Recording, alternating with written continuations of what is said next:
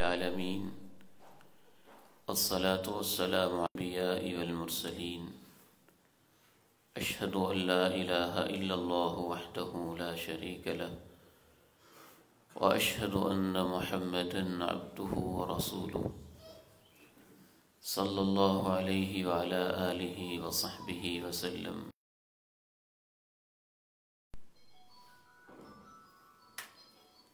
حسد کسے کہتے ہیں؟ کیوں پیدا ہوتا ہے؟ اس کا علاج نہ کیا جائے تو کتنا نقصان ہوتا ہے؟ اور قرآن و حدیث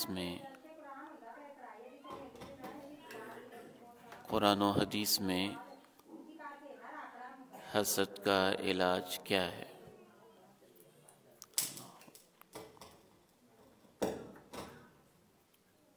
اس حوالے سے ہماری آج کی یہ گفتگو ہوگی انشاءاللہ تعالی.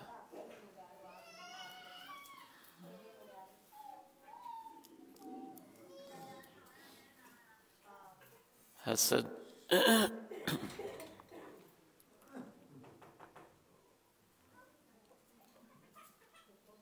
انسانی معاشرے میں جتنی بھی برائیاں یا کمزوریاں ہیں ان کی مختلف قسمیں ہیں، اور ان میں سے حسد ایک ایسی خطرناک بیماری ہے. ما خلا جسد من حسد. اہل علم ہمارے سلف صالحین کہا کرتے تھے کہ اللہ نے جس کے اندر بھی جسم اور جان رکھی ہے اس پر کبھی نہ کبھی کسی نہ کسی وقت حسد کی بیماری حملہ کرتی ہے. ما خلا جسد من حسد. شاید ہی کوئی انسان ہے جو حسد سے پاک ہوتا ہو. میں اپنی بات کو آگے بڑھانے سے پہلے جو یہاں مائیں بہنیں بیٹھی ہیں ان سے گزارش کروں گا، ایک تو اونچی آواز میں بات نہ کریں اور دوسرے اپنے موبائل بند کر دیں. کچھ وقت کے لیے اپنے موبائل آف کر کے بیٹھیں، بالکل بند کر کے اور پوری توجہ کے ساتھ بیٹھیں. حسد کا لفظ حسدل سے ہے. حسدل ایک ایسا کیڑا ہے جو جانور کے جسم پہ بیٹھتا ہے اور اس کا خون چوستا رہتا ہے. اسی سے ہی لفظ حسد ہے. یہ ایسی بیماری ہے جو انسان کے دل کو لگتی ہے اور انسان کے دل کو لگ کر اس کے ایمان اور اس کے اخلاق کا صفایا کرتی رہتی ہے.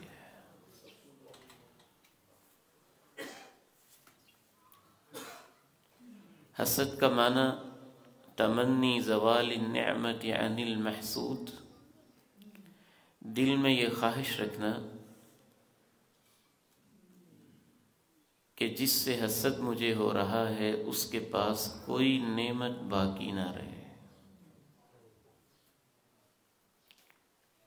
یہ انسانوں میں بہت ساری وجوہات کی بنا پر ہوتا ہے.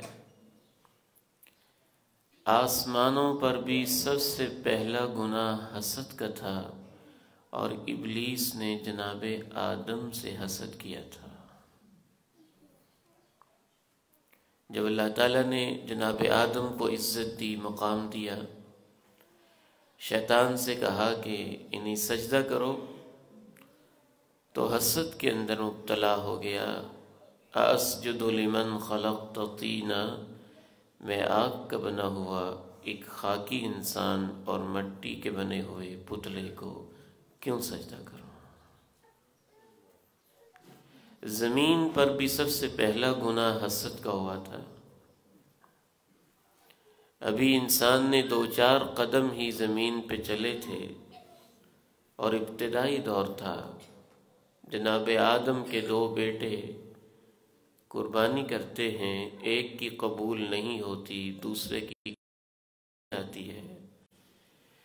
تو جس کی قبول نہیں ہوئی قابیل، وہ اپنے کردار کی اصلاح کرنے کی بجائے حسد میں مبتلا ہو جاتا ہے کہ میرے بھائی کی قربانی قبول کیوں ہو گئی ہے، اور اس بنا پر وہ اپنے بھائی کو قتل کر دیتا ہے۔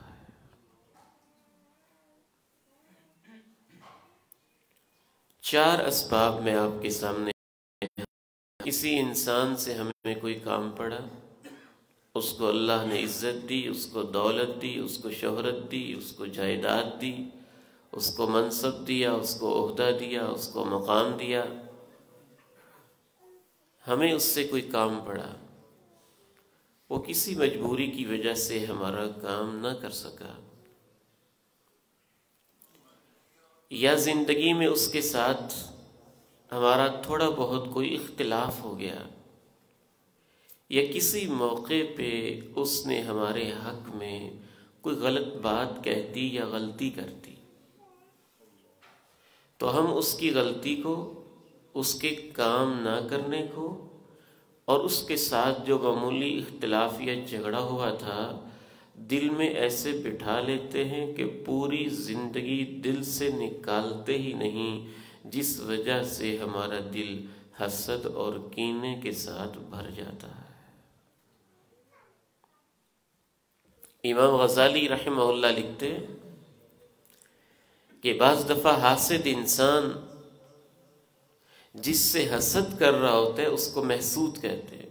بعض دفعہ حاسد انسان محسود کے بارے میں یہ خواہش کرتا رہتا ہے کہ اس کے پاس یہ نعمت نہ رہے، کبھی وہ خواہش کرتا ہے اس کا ایکسیڈنٹ ہی ہو جائے، کبھی یہ خواہش کرتا ہے اس پہ کوئی بیماری ہی آ جائے، کبھی خواہش کرتا ہے یہ مر ہی جائے، کبھی خواہش کرتا ہے ذلیل ہو جائے، کبھی خواہش کرتا ہے رسوا ہو جائے۔ امام غزالی رحمہ اللہ فرماتے ہیں بعض دل کے اتنے تنگ ہوتے ہیں کہ انسان کی ایک غلطی اور خطا کی سزا یا اس کے کام نہ کرنے کی سزا پوری زندگی دیتے رہتے ہیں، صبر ان کو پھر بھی نہیں آتا۔ قل اعوذ برب الفلق من شر ما خلق ومن شر غاسق اذا وقب ومن شر النفاثات في العقد ومن شر حاسد اذا حسد۔ قرآن مجید ان آخری دو صورتوں پہ مکمل ہوتا ہے، اور آخری دو صورتوں میں سورۃ الفلق میں حاسد کی شرارت کا بیان ہے، اور سورۃ الناس میں شیطان کے وسوسے کا بیان ہے۔ آپ اس سے اندازہ کریں کہ حاسد کا حسد کتنا خطرناک ہے۔ اللہ نے اپنا کلام مکمل کیا تو اپنے بندوں کو یہ سمجھایا کہ حاسد کی شرارتوں سے دعائیں کرتے رہا کرو کہ اللہ میری حفاظت کرنا، اور شیطان کے وسوسوں سے دعائیں کرتا رہا کرو کہ اللہ میری حفاظت کرنا۔ اس سے اندازہ ہوتا ہے کہ حاسد و شیطان اس کائنات میں بہت خطرناک دو چیزیں ہیں۔ بس کہ اس سورہ کی تفسیر میں تو اہل علم نے یہ بھی لکھا ہے کہ حاسد کا حسد جو ہے سانپ کے زہر سے زیادہ اس کے اندر زہر ہوتا ہے، بچھو کے کانٹے سے زیادہ اس کے ڈسنے کے اندر خطرناکی ہوتی ہے، بلوں کے اندر گھسنے والے، انسان کے خون چوسنے والے کیڑے مکوڑوں سے زیادہ اس کے اندر خباثت ہوتی ہے، رات کے اندھیرے سے زیادہ اس کے دل کے اندر اندھیرے ہوتے ہیں۔ بعض دفعہ کائنات میں قتل ہوتے ہیں حسد کی وجہ سے، مقدمے ہوتے ہیں حسد کی وجہ سے، باپ بیٹے کو علیحدہ کر دیا جاتا ہے حسد کی وجہ سے، میاں بیوی کے درمیان جدائیاں ڈال دی جاتی ہیں حسد کی وجہ سے، منافقت کا روگ لگ جاتا ہے حسد کی وجہ سے، کفر کی بیماری لگ جاتی ہے حسد کی وجہ سے۔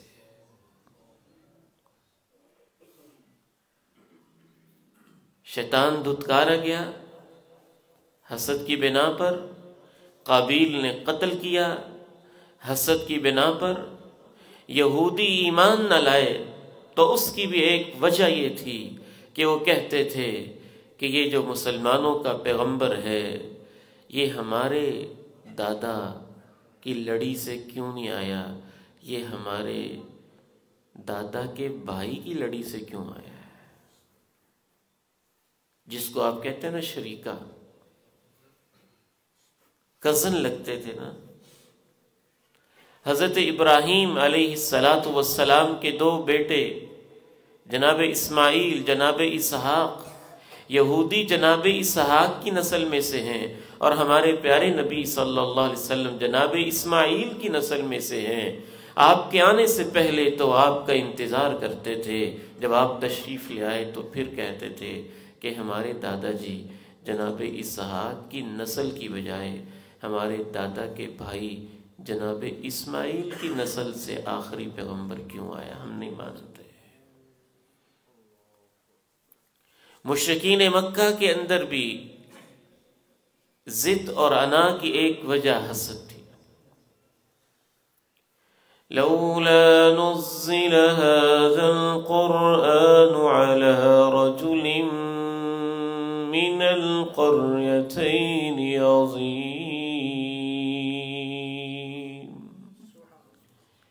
کہتے تھے یہ قرآن کسی سردار، کسی وڈیرے، کسی چودھری پہ کیوں نہیں آیا، ایک یتیم پہ کیوں نازل ہوا ہے، ہم اس کے نیچے لگ جائیں۔ عبداللہ بن ابی رئیس المنافقین، اس کی منافقت کی بھی ایک وجہ حسد۔ مدینہ منورہ کا سردار بننے والا تھا، تاج پوشی کی رسم باقی تھی، فیصلہ ہو گیا تھا کہ عبداللہ بن ابی اب ہمارا دونوں بڑے بڑے قبیلوں برادریوں کا جو مدینے میں آباد ہیں ان کا سردار ہوگا۔ اس کی سرداری کو اس وقت خطرہ لاحق ہو گیا جب دونوں جہانوں کے سردار بھی مدینہ میں آ گئے۔ اندر ہی اندر حسد کرنے لگا، جرت نہیں تھی، ہمت نہیں تھی، کھل کے سامنے آتا، کلمہ بھی پڑھ لیا، شامل بھی ہو گیا، اور حسد کی آگ میں جلتا بھی رہا، اور اتنا جلتا رہا، اور اللہ اس پہ اتنا ناراض ہوا کہ جب اس کے جنازے کا وقت آیا، کونین کے تاجدار کھڑے ہو گئے، پڑھانے کے لیے تیار ہو گئے، جبہ مبارک پہنانے کے لیے آمادہ ہو گئے، لعاب مبارک اس کے منہ میں ڈالی، اس کے بیٹے کی محبت کے لیے، اس کے بیٹے کی فرمائشوں پہ جیسے جیسے وہ کہتا گیا آپ کرتے گئے، لیکن رب کریم نے کہا اس ظالم انسان کے لیے آپ 70 مرتبہ بھی معافی مانگیں گے تو میں عرش عظیم کا مولا اس منافق حاسد کو معاف نہیں کروں گا۔ قل اعوذ برب الفلق من شر ما خلق ومن شر غاسق اذا وقب ومن شر النفاثات في العقد ومن شر حاسد اذا حسد۔ اس سورہ مبارکہ میں سب سے پہلے کہا گیا مخلوقات کی شر سے میری پناہ میں آؤ، پھر کہا گیا رات کے اندھیرے کی شر سے میری پناہ میں آؤ۔ مخلوقات سے زیادہ خطرناک چیز رات کا اندھیرا ہے۔ رات کے اندھیرے میں ڈاکو ڈاکے کے لیے، چور چوری کے لیے، شرابی شراب کے لیے، عزت کا لٹیرا عزت کو لوٹنے کے لیے گھر سے باہر نکلتا ہے، اور رات کے اندھیرے سے زیادہ خطرناک انسانوں کا جادو ہے۔ پھر یہ کہا گیا جو جادوگر جماعتیں ہیں، جادوگر عورتیں ہیں، جادوگر گروہ ہیں، گروہ میں پھونک پھونک کے جو جادو کرتے ہیں، اور ان کی شرارتوں سے میری حفاظت میں آؤ۔ اور رات کے اندھیرے سے بڑھ کے، ساری مخلوقات سے بڑھ کے اور جادو سے بڑھ کے زیادہ خطرناک حاسد کا حسد ہے۔ اس لیے اس سورت کے آخر میں کہا حاسد کے حسد سے بھی میری پناہ مانگا کرو۔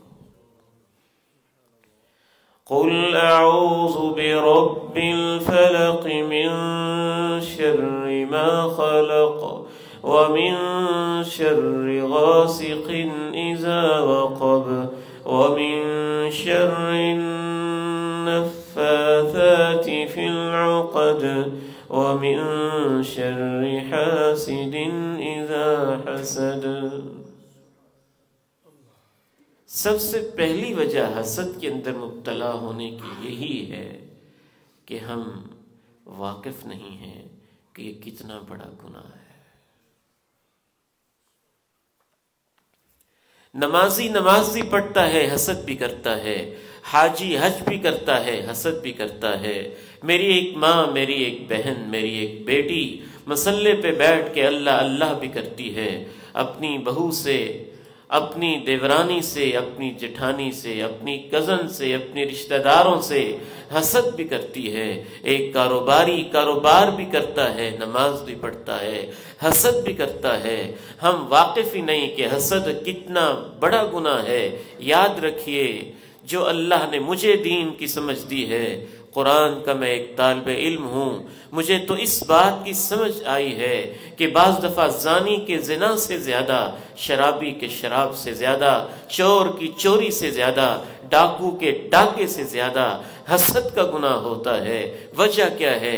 وجہ یہ ہے کہ زانی زنا کبھی کرتا ہے، کبھی نہیں کرتا، چور کبھی چوری کرتا ہے، کبھی اس کو موقع نہیں ملتا، ڈاکو کبھی ڈاکہ ڈالتا ہے، کبھی ڈاکہ نہیں ڈال پاتا، شرابی کبھی شراب پیتا ہے، کبھی نہیں پیتا۔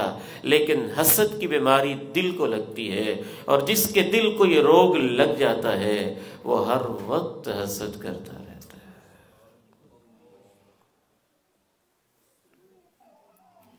اسی لیے رسول اللہ صلی اللہ علیہ وسلم نے ارشاد فرمایا، دب الیکم داء الامم قبلکم البغضاء والحسد۔ اے میری امت کے لوگوں، مجھے ڈر لگتا ہے تمہارے اندر وہ بیماری آ جائے گی جو امتوں کی بیماری ہے۔ حسد امتوں کی بیماری ہے۔ یہ قوموں کو لگ جائے تو قومیں چلی گئیں، برادریوں کو لگ جائے تو برادریاں غارت ہو گئیں، یہ شہروں کو لگ گئے تو شہر تباہ ہو گئے، یہ خاندانوں کو لگ گیا تو خاندان تباہ ہو گئے۔ پہلی امتوں کی جو بیماریاں تھیں، مجھے ڈر لگتا ہے میری امت کے لوگوں کہیں وہ بیماریاں تمہارے اندر نہ آ جائیں۔ البغضاء والحسد، اور سر فہرست ان بیماریوں کے اندر آپ نے فرمایا دل میں کینہ پالنا اور حسد رکھنا ہے۔ پھر آپ نے ارشاد فرمایا یہ دونوں بیماریاں تو اس طرح ہیں، اس طرح کیا کرتے ہیں؟ جسم پہ رکھیں بال صاف، سر پہ پھیر دیں بال صاف، یہاں پہ پھیر دیں بال صاف، مونچھوں پہ پھیر دیں بال صاف۔ آپ نے فرمایا میری امت کے لوگوں، میں تمہارا پیغمبر کہتا ہوں کہ یہ کینہ اور حسد یہ اس طرح کا کام کرتے ہیں۔ میں یہ نہیں کہتا کہ یہ تمہارے بالوں کو صاف کرتے ہیں، ولیکن تحلق الدین، جس طرح اس طرح بالوں کا صفایا کر دیتا ہے، یہ تمہارے دین اور تمہاری نیکیوں کا صفایا کر دیتا ہے۔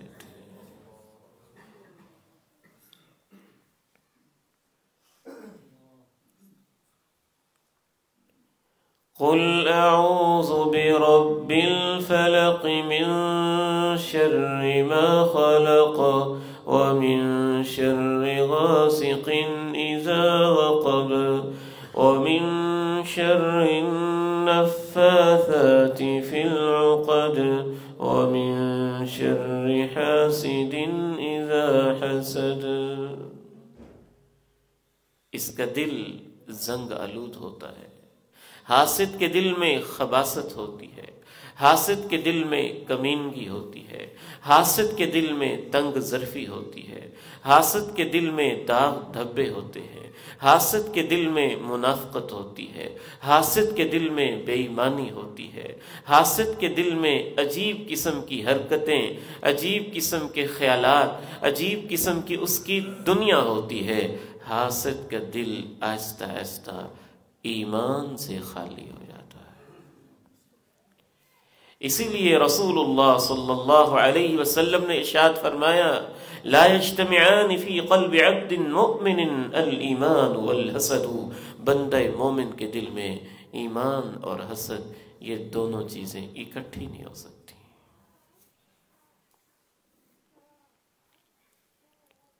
کیا وجوہات ہیں اس کی؟ سب سے پہلی وجہ کہ ہم اس کی خطرناکی سے واقف ہی نہیں ہیں۔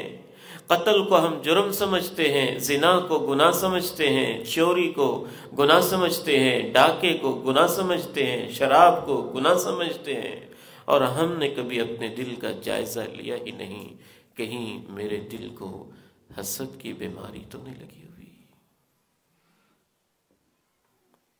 اللہ تو دل کو دیکھتے ہیں۔ بعض دفعہ اگر دل کے اندر حسد کا روگ ہوتا ہے تو حسد کے روگ کی وجہ سے اللہ تعالیٰ نیکیاں قبول کر کے انسان کو معاف نہیں کرتے۔ اللہ ویسی سزا دیتے ہیں جیسا بندہ جرم کرتا ہے۔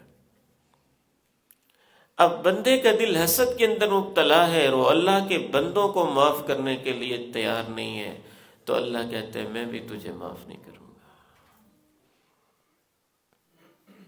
رسول اللہ صلی اللہ علیہ وسلم ارشاد فرماتے ہیں سوموار اور جمعرات کو اللہ کے ہاں اعمال پیش کیے جاتے ہیں، اللہ تعالیٰ اپنے بندوں کے اعمال کو دیکھتے ہیں اور معاف کر دیتے ہیں۔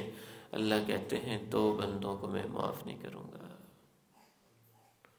ان کا کیس پینڈنگ میں رکھو، ایک شرط ہے انظروا هذین حتی یصطلحا، جب تک یہ 2 حسد کرنے والے، بغض رکھنے والے، کینہ رکھنے والے، لڑائیاں کرنے والے یہ آپس میں ایک دوسرے کو معاف کر کے صلح نہیں کر لیتے، میں ان کا رب تب تک ان کو معاف نہیں کروں گا۔ تو پہلی وجہ حسد کی کیا ہے کہ ہم واقف نہیں ہیں کہ کتنا بڑا گناہ ہے، کتنا خطرناک گناہ ہے، کس طرح یہ بالوں کا صفایا کرتا ہے، دین کا صفایا کرتا ہے، اعمال کی قبولیت میں رکاوٹ بن جاتا ہے، بعض دفعہ منافقت کا، شرک کا، کفر کا ایک فیکٹر اور ذریعہ بن جاتا ہے۔ دوسری وجہ حسد کے اندر مبتلا ہونے کی یہ ہوتی ہے کہ انسان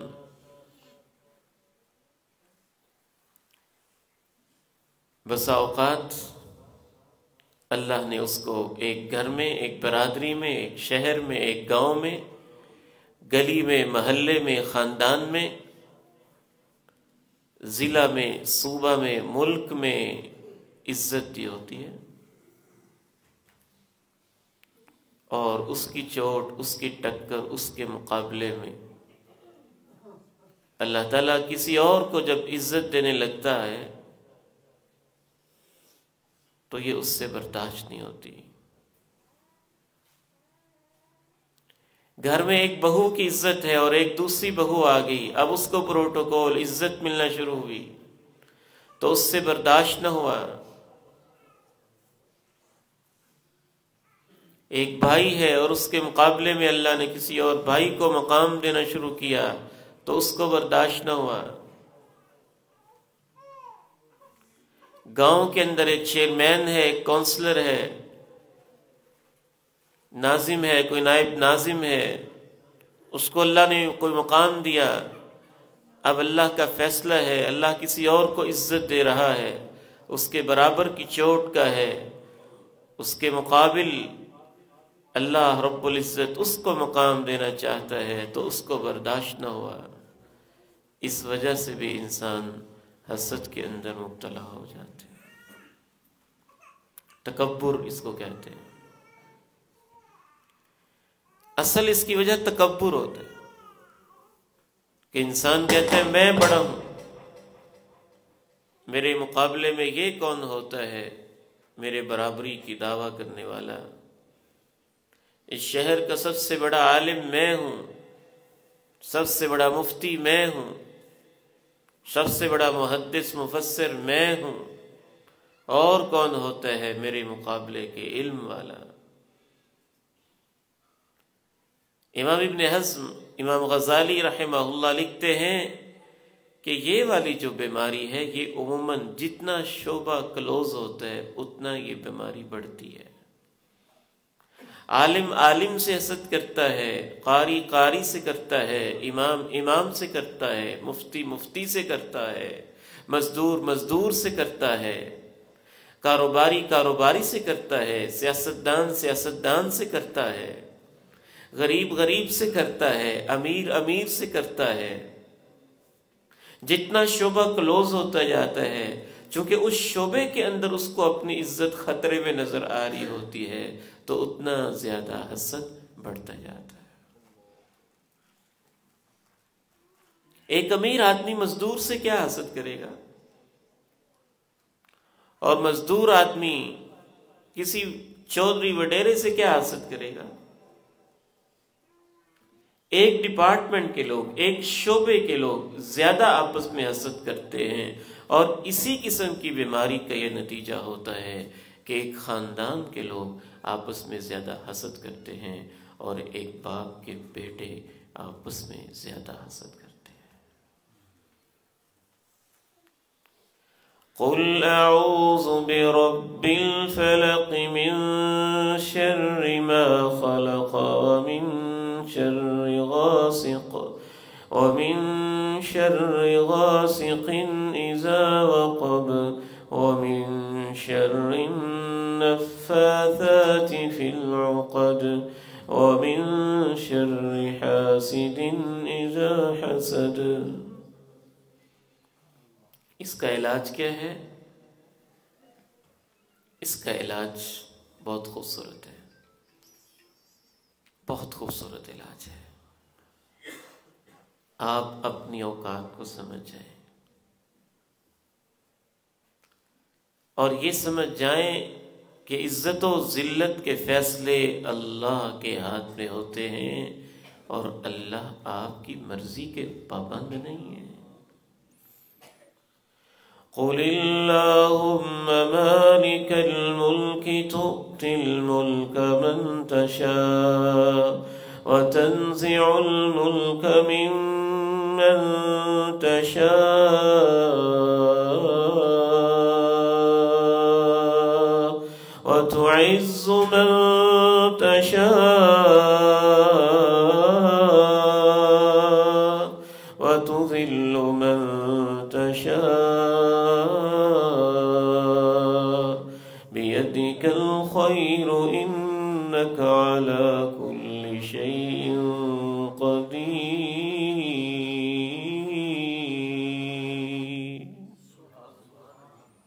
آپ یہ سمجھ جائیں، آپ کے حسد کرنے سے اللہ کا فیصلہ بدلنے والا نہیں ہے۔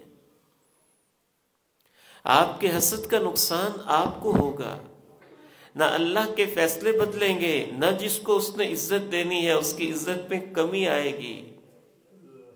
آپ یہ سمجھ جائیں کہ آپ کے حسد کرنے کا سب سے پہلا نقصان آپ کی اپنی زندگی کا ہے۔ آپ کڑتے رہیں گے، اندر ہی اندر جلتے رہیں گے، بھنتے رہیں گے، اندر ہی اندر غلاظت سے بھر بھر کے، غصے کے گھونٹ پی پی کے، بلڈ پریشر کے، ہارٹ اٹیک کے، بیماریوں کے مرکز بنتے رہیں گے۔ آپ کے جلنے اور کڑنے سے رب کی تقدیر کے فیصلے بدلنے والے نہیں ہیں۔ وہ جس کو عزت دینا چاہتا ہے وہ دے کے رہے گا، جس کو شہرت دینا چاہتا ہے دے کے رہے گا، جس کو مقام دینا چاہتا ہے وہ دے کے رہے گا۔ بلکہ آپ جب اللہ سے مانگنے کی بجائے حسد کے اندر مبتلا ہو جائیں گے تو آپ سیدھے ہی اللہ کے مخالف اور اللہ کے دشمن بن کے آئیں گے۔ اس سے آپ کو عزت ملے گی؟ اللہ کے فیصلوں کے ساتھ دشمنی کرنے سے آپ کو کوئی عزت مل جائے گی؟ کیا انجام ہوا دنیا میں اور انسانی تاریخ میں حسد کرنے والوں کا؟ دیکھیے نا، جناب یوسف علیہ السلام ایک طرف محسود ہیں، ان سے حسد کیا جا رہا ہے، اور حسد کرنے والے ان کے حقیقی اور ان کے دوسرے سارے کے سارے بھائی ہیں، جو حسد کرتے چلے جا رہے ہیں، حسد کی آگ میں جلتے ہی چلے جا رہے ہیں، لا یوسف واخوہ احب الی ابینا منا ونحن، ہمارا یہ جو بھائی ہے باپ اس سے بڑی محبت کرتا ہے، اس کی بڑی واہ واہ ہے، اس کی بڑی عزت ہے، اس کا بڑا حسن ہے، اس کا بڑا جمال ہے، اس کا بڑا مقام ہے، ماں باپ کے دل میں اس کی بڑی شان ہے۔ حاسد یہ نہیں دیکھتا کہ میں ادائیں ایسی کروں، میں کام ایسے کروں، ماں باپ مجھے بھی عزت دیں، وہ بس جلنا ہی جانتا ہے، گڑنا ہی جانتا ہے، محنت کرنا اس کی فطرت نہیں، ایمان لانا اس کی عادت نہیں، اپنی اداؤں پہ نظر ثانی کرنا اس کا اسے شعور نہیں، اپنی غلطیوں کی اصلاح کرنا یہ اس کے اندر جذبہ نہیں۔ وہ ظالم انسان بس گڑنا جلنا بھننا جانتا ہوتا ہے، لیکن کیا پھر اس سے جناب یوسف کی عزت میں کمی آئی تھی؟ بھائیوں کی کوئی عزت بڑھ گئی تھی؟ کنویں میں پھینک دیے گئے، بیچ دیے گئے، بکتے بکاتے نہ جانے اجنبیت کے کیسے کیسے داغ سہتے رہے، ان حاسدوں نے ماں باپ کو کتنے دکھ پہنچائے، کیا ان کی ان حرکتوں سے ماں باپ نے ان کو دعائیں دی ہوں گی؟ ماں ان سے سکھی ہوئی ہوگی، باپ کے دل کو راحت پہنچی ہوگی، کیا ان حرکتوں سے اللہ تعالیٰ خوش ہوئے ہوں گے؟ کیا ان کے ان سارے کے سارے طور طریقوں سے اللہ کے فیصلے بدل گئے ہوں گے؟ نہیں نہیں، رب تعالیٰ نے وہ دن بھی دکھایا کہ جو محسود ہے اس کو مصر کا بادشاہ بنا دیا ہے، اور جو حسد کرنے والے ہیں وہ اس کے دروازے پہ مانگنے فقیر بن کے آئے کھڑے۔ قُلِ اللَّهُمَّ مَالِكَ الْمُلْكِ تُؤْتِي الْمُلْكَ مَنْ تَشَاءُ وَتَنزِعُ الْمُلْكَ مِمَّنْ تَشَاءُ وَتُعِزُّ مَنْ تَشَاءُ وَتُذِلُّ مَنْ تَشَاءُ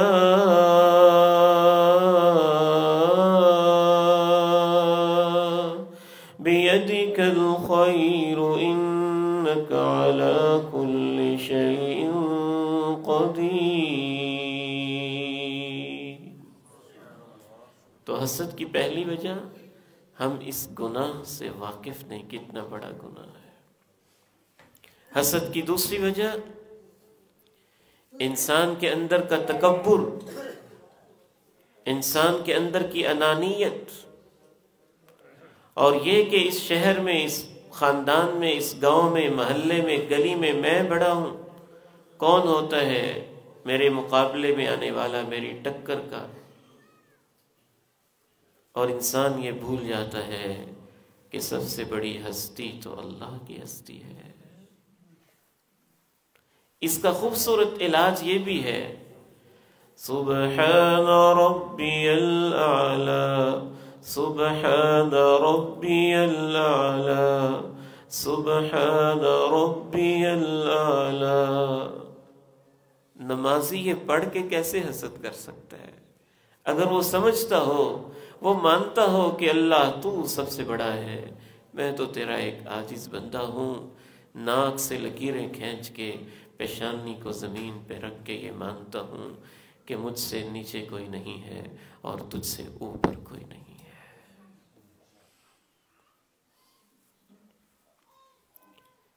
یہ انسان کو اس قدر حسد کے اندر مبتلا کر دینے والی چیز ہے کہ جب انسان اس کے اندر مبتلا ہو جاتا ہے اس کا انجام بہت برا ہوتا ہے۔ حاسد خود اپنے ہی آگے گڑھے کھودتا ہے، خود اپنی آگ میں جل کے خود ہی اس کے اندر بھسم ہوتا ہے۔ امام غزالی لکھتے ہیں کہ ایک بادشاہ تھا، تو ایک آدمی اس کو یوں کھڑے ہو کے ہوا دیتا رہتا، اس دور میں پنکھے کے ساتھ ہوا دیتا رہتا، محبت کا اظہار کرتا رہتا، اور ایک جملہ کہتا، احسن الی المحسن ویکفی المسیء اساءتہ، بادشاہ سلامت، جو اچھا کام کرے آپ اس کے ساتھ اچھا سلوک کیا کریں، اور جو برا آدمی ہو اس کو بس آپ نظر انداز کر دیا کریں، اس کی برائی ہی اس کو مارنے کے لیے کافی ہے۔ بس یہ کہتا رہتا، احسن الی المحسن ویکفی المسیء اساءتہ۔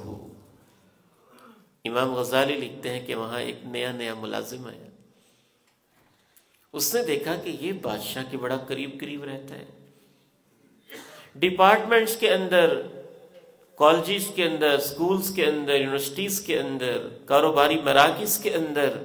یہ بھی حسد کی ایک وجہ ہوتی ہے کہ فلاں ایم پی اے کے زیادہ قریب ہونا چاہتا ہے، وہ اس سے زیادہ قریب ہونا چاہتا ہے، وہ منسٹر کے قریب ہونا چاہتا ہے، دوسرا اس کے زیادہ قریب ہونا چاہتا ہے، پھر اس کی خاطر بیک بائٹنگ اور اس کی خاطر حسد، اور پتہ نہیں کیسی کیسی غلاظتیں اور کیسے کیسے گند ہوتے ہیں۔ تو سوچتا ہے کہ یہ بادشاہ کے بڑا قریب ہے، حسد میں مبتلا ہو جاتا ہے، اور اس ملازم کو پاس بلا کے کہتے ہیں آج تیری دعوت ہے، میں تیرا کھانا بنانا چاہتا ہوں۔ اس نے کہا ٹھیک ہے۔ کھانے پہ بیٹھتا ہے تو اس کو کہتا ہے کہ دیکھو بادشاہ کی بہت عزت ہوتی ہے، بادشاہ سلامت جب آپ سے کوئی بات کرنے لگے نا تو آپ منہ پہ ہاتھ رکھ لیا کریں، اور خصوصاً آج آپ نے خصوصی طور پہ ہاتھ رکھنا ہے، چونکہ میں نے جو آپ کو کھانا کھلایا ہے اس میں لہسن تھوڑا کچا رہ گیا تھا، پیاز کچھ کچا رہ گیا تھا، تو اس سے اسمیل آتی ہے، بادشاہ کو تکلیف نہ ہو۔ بادشاہ جب بھی کوئی بات کرے نا آپ نے تھوڑا منہ سائڈ پہ کر کے تو منہ پہ ہاتھ رکھ لیں۔ بادشاہ کے پاس گیا، اس نے پھر وہی کہنا شروع کر دیا احسن الی المحسن ویکفی المسیء اساءتہ، اور پھر بادشاہ سے ملا اور کہنے لگا یہ جو آپ کے پاس کھڑے ہوگے ہر وقت یہ کہتا رہتا ہے نا، یہ کوئی آپ سے محبت کوئی نہیں کرتا، اس کے دل میں آپ کی نفرت بھری ہوئی ہے، اور یہ تو محبت اور عقیدت بھری نگاہوں سے آپ کے ساتھ سیدھے منہ بات بھی نہیں کرتا ہے۔ آج آپ امتحان لے کے جائزہ لے کے بات کرنے کی کوشش کرنا، آپ بات کریں گے منہ پہ ہاتھ رکھ لے گا۔ تو بادشاہ نے اس کے ساتھ کوئی بات کی تو اس نے منہ پہ ہاتھ رکھ لیا، اس وجہ سے کہ میں نے کچا پیاز کھایا یا اس نے ڈال دیا یا کھلا دیا، بادشاہ سلامت کو تکلیف نہ ہو، اس نے منہ پہ ہاتھ رکھ لیا۔ جب اس نے منہ پہ ہاتھ رکھا، بادشاہ کے دل میں وہ حاسد کی بات آ گئی جو اس نے آگ لگائی تھی، وہ خیال آ گیا کہ یہ اتنا بدتمیز انسان ہے، سیدھے منہ مجھ سے بات نہیں کرتا۔ پرچی لکھی اور اپنے اس ملازم کو تھما دی، وہ جو بیچارہ کہتا رہتا تھا نیک کے ساتھ نیکی کریں، برے کو اس کی برائی خود ہی لے ڈوبے گی، نیک کے ساتھ نیکی کریں، برے کو اس کی برائی خود ہی لے ڈوبے گی، اس کے ہاتھ میں پرچی دے دی۔ بادشاہ کی ہمیشہ عادت تھی کہ وہ پرچی اسی کے ہاتھ میں دیتا تھا جس کو وہ خصوصی انعام دیتا تھا۔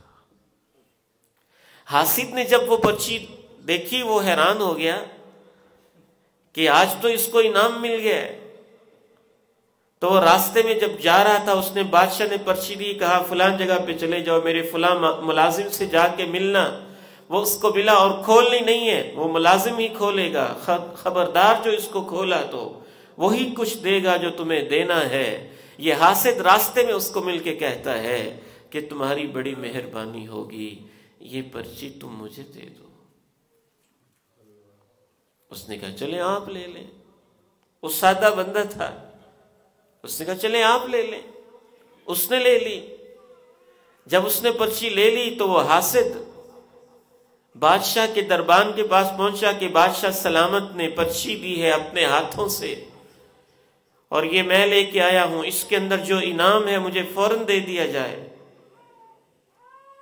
جب اس دربان نے پرچی کھولی تو اس پرچی کے اندر یہ لکھا ہوا تھا کہ جو اس شخص پرچی کو جو لے کے آنے والا ہے، اس شخص کو یہاں پہ مار کے اس کی چمڑی ادھیڑ کے چمڑی کے اندر توڑی بھر کے تو میرے دربار میں پیش کی جائے، میں اس کو لٹکا کے عبرت کا نشانہ بنانا چاہتا ہوں۔ امام غزالی لکھتے ہیں کہ جب اس نے کہا چلو اب تیار ہو جاؤ، حاسد کو کہا چلو تیار ہو جاؤ اب، تو کہتا ہے معاف کریں یہ پرچی میری نہیں ہے، میں تو کسی سے لے کے آیا ہوں، میری تو یہ پرچی نہیں ہے۔ اس نے کہا بادشاہ کا یہ دستور نہیں ہے، پرچی پہ لکھا ہے جس کے ہاتھ میں ہے اس کو یہ سزا دی جائے، تو مانے یا نہ مانے تجھے یہ سزا مل کے رہے گی۔ اس کو مارا گیا، پرانے دور کے مطابق توڑی اس کے وجود میں بری گئی، عبرت کا نشان بنا دیا گیا۔ اگلے دن بادشاہ اپنے دربار میں آیا، وہ سادہ سا بیچارہ سیدھا سا انسان پھر کہہ رہا تھا احسن الی المحسن ویکفی المسیء اساءتہ، بادشاہ سلامت، نیک کے ساتھ نیکی کیا کریں، برے کو اس کی برائی خود ہی لے ڈوبے گی۔ بادشاہ نے کہا تو یہاں کھڑا ہے، تجھے تو میں نے کل پرچی دی تھی۔ اس نے کہا جی وہ پرچی وہ جو آپ کا دوسرا ملازم ہے اس نے مانگ لی تھی، تو میں نے کہا چلے میں آپ کو دے دیتا ہوں۔ تو کہا ماجرا کیا ہوا، تم مجھ سے نفرت کیوں کرتے؟ اس نے تو یہ بتایا تھا کہ یہ تم سے نفرت کرتا ہے۔ اس نے کہا جی میں آپ سے کیسے نفرت کر سکتا ہوں، اس نے مجھے اصل میں پیاز کھلایا تھا، لہسن کھلایا تھا، اور کہا تھا بادشاہ سلامت کو کہیں بدبو نہ آئے، بات کریں تو منہ پہ ہاتھ رکھ لینا۔ بادشاہ نے کہا تم ٹھیک ہی کہتے ہو، یہی کہا کرو، نیکی کے ساتھ نیک کے ساتھ نیکی کرو، برے کو اس کی برائی لے ڈوبے گی۔ قل اعوذ برب الفلق من شر ما خلق ومن شر غاسق اذا وقب ومن شر النفاثات في العقد ومن شر حاسد اذا حسد۔ آخری 5 منٹ کے اندر ہم گفتگو مکمل کرتے ہیں، وقت کافی ہو چکا ہے۔ ایک بڑی اہم وجہ حسد کے اندر مبتلا ہونے کی ہوتی ہے کہ ہم پوری زندگی کسی کی غلطی کو معاف کرنے کے لیے تیار نہیں ہوتے، کوڑتے رہتے ہیں، چلتے رہتے ہیں۔ تو اس کا علاج یہ ہے کہ آپ یہ سوچیں اگر اللہ سے معافی لینا چاہتے ہیں تو اللہ کے بندوں کو معاف کر دیا کریں، اپنے دلوں کو پاک لے کے صاف لے کے اللہ کی عدالت میں جائیں۔ آخری اور اہم ترین وجہ یہ ہے حسد کے اندر مبتلا ہونے کی، ہم دنیا کے اوپر مرتے ہیں اور اپنی آخرت اور انجام کو بھول جاتے ہیں۔ پھر دنیا کے مفادات پہ جب تھوڑی سی ضرب لگتی ہے وہ ہمیں اتنے پیارے ہوتے ہیں کہ دنیا کے مفاد پہ تھوڑی سی چوٹ برداشت نہیں کرتے، رشتوں کو توڑ لینا برداشت کر لیتے ہیں اور حسد کے اندر جلنا برداشت کر لیتے ہیں۔ یہاں ایک واقعہ شیئر کر کے میں آپ سے اجازت چاہتا ہوں۔ یہ ائمہ اسلاف بہت خوبصورت لکھتے تھے، زندگی کے حقائق پہ لکھتے تھے۔ امام غزالی رحمہ اللہ یہ ایک واقعہ لکھتے ہیں، کہتے ہیں کہ 3 دوست تھے، ان کی آپس میں بڑی گہری دوستی تھی۔ اللہ تعالیٰ نے ان کو ایک خزانہ دیا، صحرا میں کہیں جا رہے تھے، خزانہ دی۔ جب خزانہ ملا نا تو آپس میں تقسیم کرنے لگے، تو 3 حصوں میں تقسیم کیا۔ جب اپنا اپنا حصہ لینے کی باری آئی تو وہ آپس میں سوچنے لگے کہ یار پہلے کھانا تو کھا لیں، پھر ہم تقسیم کریں گے۔ تو فیصلہ ہوا کہ اس بھائی کو ہم کھانے کے لیے بھیج دیتے ہیں۔ ایک بھائی کو کھانے کے لیے روانہ کر دیا۔ جب وہ کھانے کے لیے چلا گیا، یہ دونوں آپس میں بیٹھ کے سوچنے لگے کہ یار خزانہ 3 حصوں میں تقسیم ہو جائے گا، جو خزانہ لینے گیا ہے وہ ہمارا کیا لگتا ہے جب وہ واپس آئے گا ہم دونوں مل کے اس کو مار دیں تو خزانہ آدھا آدھا تقسیم کر لیں۔ کہا ٹھیک ہے ایسے کریں گے۔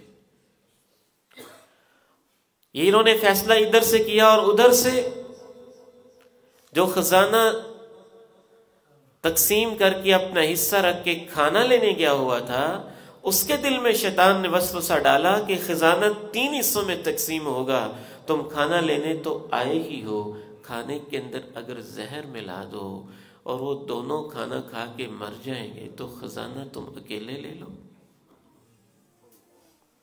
امام غزالی رحمہ اللہ کہتے ہیں کہ انہوں نے یہ فیصلہ کر لیا، اس نے وہ فیصلہ کر لیا۔ وہ کھانا لے کے واپس آیا، زہر اس کے اندر ملایا ہوا تھا۔ انہوں نے آتے ہی اس کی گردن دبوچی، اس کو تڑپایا، اس کو مار ڈالا، اس کی لاش گر پڑی۔ وہ واسطے دیتا رہا، محبتیں، تعلق، نہ جانے کیا کچھ انہوں نے ایک نہ سوچا، اس کو مار ڈالا اور اس کی لاش تڑپتی رہی۔ بعد میں ان دونوں نے بیٹھ کے کھانا کھایا، کھانا کھا کے فارغ ہوئے، زہر نے اثر کیا تو ان کی لاشیں بھی تڑپتی رہیں، تینوں لاشیں وہاں دھری پڑی رہیں، خزانہ ویسے کا ویسے ہی رہا۔ بل تؤثرون الحياة الدنيا والآخرة خير وأبقى إن هذا لفي الصحف الأولى صحف إبراهيم وموسى۔ آپ کے اس ضلع میں ایک زمین کے اوپر 1 کنال 1 ایکڑ اور چند زمین کے ٹکڑوں کے اوپر 5 بھائیوں کی لاشیں گری ہیں۔ ایک مرلے کی خاطر حسد کے اندر مبتلا ہو کے اور اپنے تکبر کی خاطر ہم 1 ایکڑ بیچ کے مقدمے پہ لگا دیتے ہیں اور اس ایک مرلے پہ سمجھوتا نہیں کرتے۔ بل تؤثرون الحياة الدنيا والآخرة خير وأبقى إن هذا لفي الصحف الأولى صحف إبراهيم وموسى۔ اللہ سے دعا کرنا بھی ایک اہم علاج ہے کہ اللہ میرے دل کو حسد کی بیماری سے پاک صاف کر دے، اس کو شفاف فرما دے۔ وآخر دعوانا ان الحمد للہ رب العالمین۔ بیماروں کے لیے اور خصوصاً کافی سارے ہمارے احباب، ہماری بہنیں ڈینگی کے مرض کا شکار ہیں، ان کے لیے دعا کریں اللہ ان کو شفائے کاملہ عاجلہ عطا فرمائے۔ حضرت شیخ قاری عبدالرحیم کلیم حفظہ اللہ بڑے عظیم دین کے داعی ہیں، لمبے اسفار کرتے ہیں دین کی خاطر۔ ان کا ایکسیڈنٹ ہم سب کے لیے ایک تشویشناک معاملہ ہے۔ دعا کریں اللہ تعالیٰ ان کو صحت و عافیت والی زندگی عطا فرمائے۔ یا رب لک الحمد کما ینبغی لجلال وجہک ولعظیم سلطانک۔ یا رب لک الحمد کما ینبغی لجلال وجہک ولعظیم سلطانک۔ یا رب لک الحمد کما ینبغی لجلال وجہک ولعظیم سلطانک۔ اللہ اللہ ربی، اللہ اللہ ربی، لا اشرک به شیئا۔ اللہ اللہ ربی، اللہ اللہ ربی، لا اشرک به شیئا۔ اللہ اللہ ربی، لا اشرک به شیئا۔ اللهم صل على محمد وعلى آل محمد كما صليت على إبراهيم وعلى آل إبراهيم إنك حميد مجيد۔ اللهم بارك على محمد وعلى آل محمد كما باركت على إبراهيم وعلى آل إبراهيم إنك حميد مجيد۔ ربنا ظلمنا أنفسنا وإن لم تغفر لنا وترحمنا لنكونن من الخاسرين۔ يا رحمن يا الله يا كريم يا الله يا رحمن يا الله يا ودود يا قريب يا مجيب يا أرحم الراحمين ويا رب العالمين يا أكرم الأكرمين يا أرحم الراحمين يا رب العالمين يا جواد يا كريم يا بر يا رؤوف يا رحيم يا مجيب يا قريب يا سميع يا قريب يا مجيب يا جواد يا كريم رحم کرنے والے اللہ، سخاوت والے اللہ، عظمت والے اللہ، جلال والے اللہ، کبریائی والے اللہ، بڑائی والے اللہ، بلندیوں والے اللہ، شان والے اللہ، عظمتوں والے اللہ، قدرتوں والے اللہ، طاقتوں والے اللہ، رحم کرنے والے اللہ، فضل کرنے والے اللہ، معاف کرنے والے اللہ، محبتیں کرنے والے اللہ، رحم کرنے والے اللہ، تو نے عرش مولا پہ اپنے پاس لکھ کے رکھا ہوا ہے نا، ان رحمتی سبقت غضبی، ان رحمتی سبقت غضبی، ان رحمتی سبقت غضبی۔ اللہ تو نے اپنے پاس لکھا ہے نا کہ تیری رحمت ہمیشہ تیرے غصے پہ غالب آ جائے گی۔ اے اتنی رحمتوں والے اللہ، ہمارے حال پہ رحم فرما دے۔ طاقتوں والے اللہ، قدرتوں والے اللہ، فضل کرنے والے اللہ، رحم کرنے والے اللہ، معاف کرنے والے اللہ، عزتوں والے اللہ، جلال والے اللہ، ساری کائنات کے خزانوں کے مالک اللہ، بیدک مفاتیح کل شیء، بیدک مقالید کل شیء، بیدک خزائن کل شیء، وللہ میراث السماوات والارض، وللہ میراث السماوات والارض، هو الأول والآخر والظاهر والباطن، هو الأول والآخر والظاهر والباطن، اللهم أنت الأول فليس قبلك شيء، وأنت الآخر فليس بعدك شيء، وأنت الظاهر فليس فوقك شيء، وأنت الباطن فليس دونك شيء، اللهم أنت على كل شيء قدير، اللهم لك الأسماء الحسنى والصفات العليا، اللہ تیری صفتیں بڑی پیاری ہیں، تیرے نام بڑے خوبصورت ہیں، تیری شان بڑی بلند ہے، تیرے خزانے بڑے زیادہ ہیں، تیری قدرتوں کی کوئی انتہا نہیں، تیری رحمتوں کی کوئی حد نہیں، تیرے فضل کی کوئی حد نہیں۔ اے میرے مولا، اتنی طاقتوں والے، اتنی عظمتوں والے، ہم کیڑوں مکوڑوں کو، کمزوروں کو عذاب دینے، پکڑ لینے سے تیرے خزانوں میں کوئی اضافہ نہیں ہونے والا۔ اے میرے مولا، تو ہمیں معاف فرما دے، ہمارے حال پہ رحم فرما دے، تو ہمیں معاف فرما دے، تو ہمیں معاف فرما دے، تو ہمیں معاف فرما دے، تو ہمیں معاف فرما دے۔ اللہم انک عفو تحب العفو فاعف عنا، اللہم انک عفو تحب العفو فاعف عنا، اللہم انک عفو تحب العفو فاعف عنا، اللہم انک عفو تحب العفو فاعف عنا۔ اللہ تو مسافر کی دعا قبول کرتا ہے، ہم سفر کی حالت میں ہیں، صبح کے برکت والے وقت میں ہے، تجھے سجدے کر کے تیرے گھر میں فقیر بن کے بیٹھے ہیں، تجھ سے درخواست کرتے ہیں اللہ ہمیں معاف فرما دے۔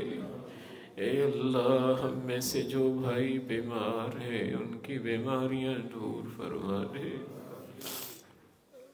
اے اللہ ہمارے میزبان پیارے بھائی ان کو مکمل شفا عطا فرما دے، صحت عطا فرما دے، عافیت عطا فرما دے۔ اے میرے مولا، کبھی کبھی لگتا ہے ہمارے اعمال کی وجہ سے تو ہمارے اوپر ناراض ہے، کبھی کرونا کے حملے ہوتے ہیں، کبھی ڈینگی کے اٹیک ہوتے ہیں، کبھی بحران آتے ہیں، کبھی کیا تکلیفیں اور پریشانیاں ہیں۔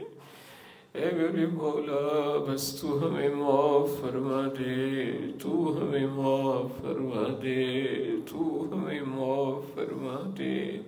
اللہم انک عفو تحب العفو فاعف عنا، لا تؤاخذنا بما فعل السفهاء منا، لا تؤاخذنا بما فعل السفهاء منا، لا تؤاخذنا بما فعل السفهاء منا، ربنا لا تؤاخذنا إن نسينا أو أخطأنا، ربنا لا تحمل علينا إصرا كما حملته على الذين من قبلنا، ربنا ولا تحملنا ما لا طاقة لنا به، واعف عنا واغفر لنا وارحمنا أنت مولانا فانصرنا على القوم الكافرين، فانصرنا على القوم الكافرين، فانصرنا على